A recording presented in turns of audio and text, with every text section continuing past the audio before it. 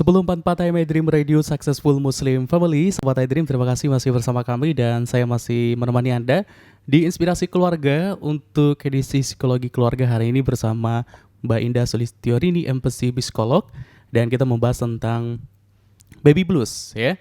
Dan pasti juga untuk Anda sahabat I Dream, silakan Anda yang ingin bergabung bersama kami di 0822 97 89 1044 atau juga di 021 7 888 5300.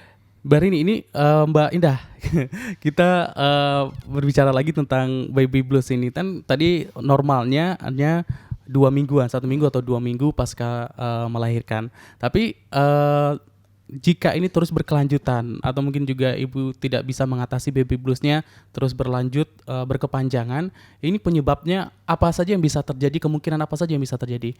Ini Mbak Indah. Iya, jadi kalau nanti tidak tertangani dengan baik dan kemudian masuk kepada periode depresi, biasanya memang ada perubahan perilaku, dalam arti suasana hati ibu akan cenderung sedih berkepanjangan. Dan itu pastinya mengganggu fungsi sehari-hari. Misalnya ibu jadi tidak mau merawat anaknya, bahkan tidak bisa merawat dirinya sendiri, bahkan mungkin ada perubahan pola tidur, kurang istirahat, atau nangis berkepanjangan, atau bahkan sebaliknya bisa juga dia berbicara terus-menerus, seperti marah-marah, seperti itu. Dan mungkin juga ada orang-orang yang memang cenderung rentan untuk mengalami baby blues berkepanjangan atau masuk ke periode depresi kalau sebelumnya dia juga memiliki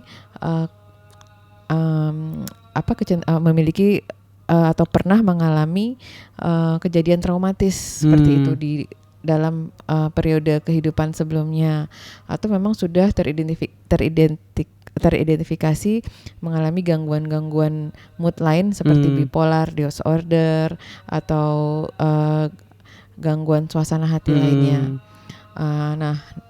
Kalau memang juga tidak tertangani ke depan, yang membahayakan adalah kalau bisa masuk sampai kepada situasi postpartum psikotik. Situasi seperti apa itu? Ketika itu sudah perubahannya sudah sampai kemudian seperti ada halusinasi ataupun delusi. Halusinasi ini bisa misalnya mendengarkan bisikan-bisikan, ataupun delusi, dia merasa sebagai orang yang padahal bukan dirinya, atau dia bisa memandang anak atau bayi itu adalah penjelmaan dari sesuatu, sehingga ada kecenderungan untuk misalnya ingin menghabiskan nyawa si bayi. Nah, kalau yang kita ingat beberapa kasus yang pernah kita dengar mungkin di televisi ataupun di pemberitaan di media, ada beberapa ibu yang tidak pernah punya sejarah kriminal ya. Tiba-tiba kita ketahui dia membunuh anaknya sendiri. Padahal mungkin sebelumnya dia adalah ibu yang biasa-biasa saja, artinya ibu yang penyayang. Nah, pada kehamilan ketiga misalnya dia mengalami baby blues ya, ataupun sudah masuk kepada periode postpartum depression. Dan kemudian dia tidak mengakui atau sehingga tidak mendapatkan bantuan yang baik seperti itu yang dibutuhkan, yang memadai. Akhirnya ada juga mungkin tidak mendapatkan dukungan dari pasangan, atau mungkin punya problem juga dalam pernikahannya. Ada ibu-ibu yang kemudian membunuh anak-anaknya seperti itu. Jadi kita tidak artinya tidak bisa meremehkan hal ini. Artinya kita harus mewaspada dan hati-hati, dan juga tidak juga menyalahkan dalam arti bukan berarti itu perbuatan yang salah, tapi kita bisa melihat bahwa dia memang bukan ibu yang bukan kriminal, artinya bukan penjahat, bukan ibu yang bukan sikapnya seperti itu ya, bukan ibu yang bengis ataupun pelaku kekerasan yang dilakukan secara sengaja, intentionally gitu ya, bertujuan, tapi mungkin memang kondisi psikologisnya dalam kondisi gangguan seperti itu, sehingga terjadilah situasi dia menghabisi nyawa anak-anaknya karena bisa jadi ada bisikan-bisikan ataupun dia menganggap bahwa daripada nanti anak saya tidak mampu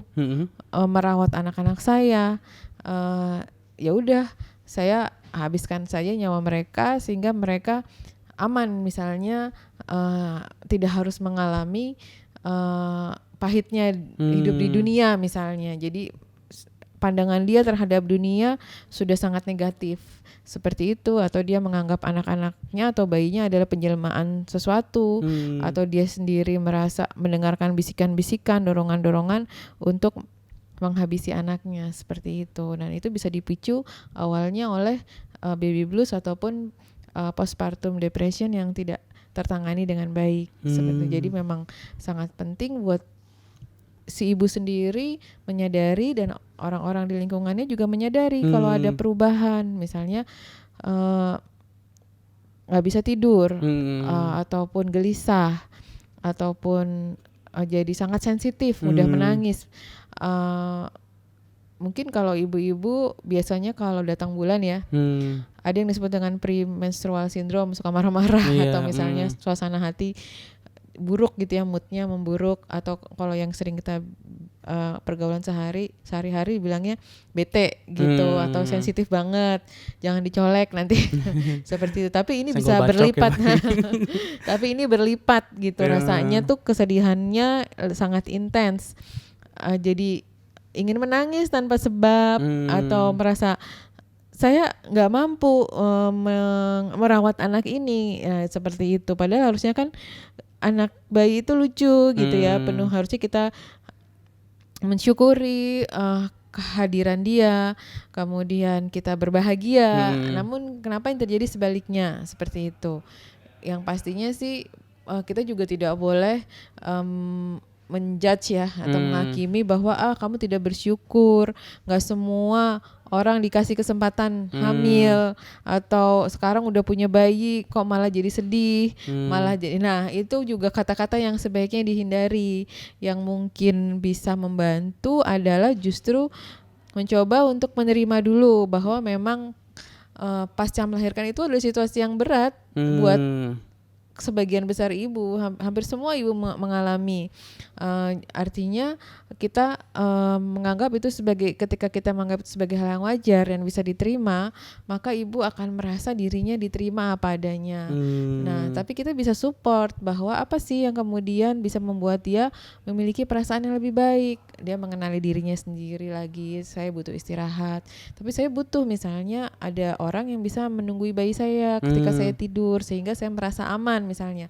Karena pasti buat ibu juga sangat dilematis di saat sangat ngantuk gitu ya, sangat lelah, terus tapi tidak ada yang membantu, kemudian nanti anaknya sama siapa? Seperti itu, mungkin dia takut, akhirnya dia menunda untuk istirahat, tapi dia sudah sangat kelelahan. Nah, hal-hal ketika orang sudah sangat kelelahan, kurang tidur, kemudian dia juga tidak sempat menyiapkan makanan untuk dirinya sendiri, kemudian juga itu akan sangat mempengaruhi kondisi psikologis dan fisik pastinya ya. Kalau sudah sangat lelah tuh kita sudah tidak fokus untuk berpikir secara normal, artinya kita juga seringkali bingung sendiri seperti itu. Oleh karena itu sangat dibutuhkan dukungan, dan kita tidak boleh, artinya kita harus menyadari kita tidak boleh malu ketika kita sebagai ibu kita membutuhkan bantuan seperti itu. Mungkin bisa jadi tetangga, bisa jadi keluarga. Nah, yang sering kali juga terjadi adalah ada keluarga-keluarga yang merantau, misalnya ke luar negeri, ataupun di luar kota yang jauh dari keluarga besar. Nah, memang dari sejak kehamilan sebaiknya dipersiapkan, artinya menjalin hubungan baik mungkin dengan orang sesama perantau di luar negeri yang bisa saling memberikan support sebelum melahirkan, artinya seperti itu, mencari informasi, kemudian menjalin pertemanan, ataupun kita mencari informasi siapa yang kira-kira bisa memberikan bantuan. Kalau saya melahirkan nanti mau nggak bantuin saya dan sebagainya, tapi kita saling support ya gitu, nanti saya juga bantuin. Nah, pasti biasanya sih kalau orang di perantauan lebih lebih dekat, dia pasti mau, dia tahu karena mungkin dia pernah juga merasakan. Kalaupun tidak bisa setiap saat, tapi paling tidak sekali-sekali bisa saling berkunjung seperti itu untuk memperoleh bantuan, mengenal orang kiri kanan misalnya, tinggal di luar negeri ya, atau mengenal orang-orang yang memang berpotensi untuk memberikan support pasca melahirkan. Jadi harus benar-benar dipersiapkan gitu. Jangan, artinya jangan juga kita mengandalkan orang pasti akan bantu deh, pasti akan. Nah, tapi kita juga kalau bisa sudah dari awal mencari atau PDKT memperoleh dulu ya, ya, terutama yang di luar negeri ya. Siapa nih, atau ikut ke dalam perkumpulan sesama ibu-ibu dari Indonesia misalnya. Atau kalau dari jauh tempat tinggalnya di daerah lain, sesama siapa yang memiliki keterikatan yang sama, atau misalnya ibu-ibu taklim pengajian, dia sendiri loh, mesti kita juga bantu ya, artinya ayo kita support apa yang dia butuhkan ketika memang kita jauh dari keluarga besarnya, seperti misalnya ibu ini jauh dari keluarga besarnya, kita juga ketika kita tahu, ayo kita support apa yang dia butuhkan, gantian misalnya membantu menunggui, atau misalnya apa nih, pengennya apa, saya pengen martabak misalnya, atau saya pengen bakso atau apa, kayaknya saya pengen makan sesuatu yang membuat saya jadi bisa makan lebih banyak untuk supaya produksi ASINya lebih baik misalnya, seperti itu. Ayo deh kita support yuk, supaya ibu ini juga merasa semangat gitu ya. Itu sangat penting. Dan juga yang juga sangat penting untuk mengantisipasi adalah ibu tetap aktif. Tetap aktif dalam arti tidak hanya juga tiduran terus, karena Malas-malasan gitu ya. artinya apa nih, aktivitas apa yang dia sukai, mungkin sedikit olahraga ringan walaupun bukan olahraga yang berat ya, pasca melahirkan, paling tidak jalan, ataupun mungkin baca-baca majalah yang apa yang dia sukai. Dia harusnya menyadari diri sendiri, atau mencari informasi apa yang menarik buat dia supaya bertambah semangat bahwa hidup itu bergulir. Karena ketika anak lahir dan kemudian masuk ke dalam rumah, ya dia karena kan lingkup kehidupan di situ-situ aja ya. Ya hidup terus berjalan. Kadang-kadang mungkin ini hari apa, tanggal berapa, kadang-kadang bisa lupa seperti itu, karena memang lebih banyak fokus kepada anak seperti itu. Bahkan ada beberapa yang kalau sebelum 40 hari jangan keluar dulu nih gitu, kecuali ke dokter misalnya.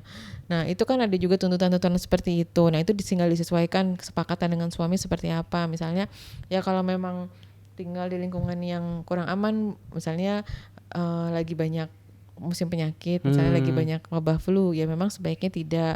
Tapi kalau misalnya dalam kondisi yang baik-baik aja sih sebenarnya nggak ada salahnya, apalagi kalau memang dia dalam kondisi sendirian, dia harus memperoleh makanan, beli makanan, jadi harus disesuaikan lah dengan situasi dan kondisi, sehingga dia tidak merasa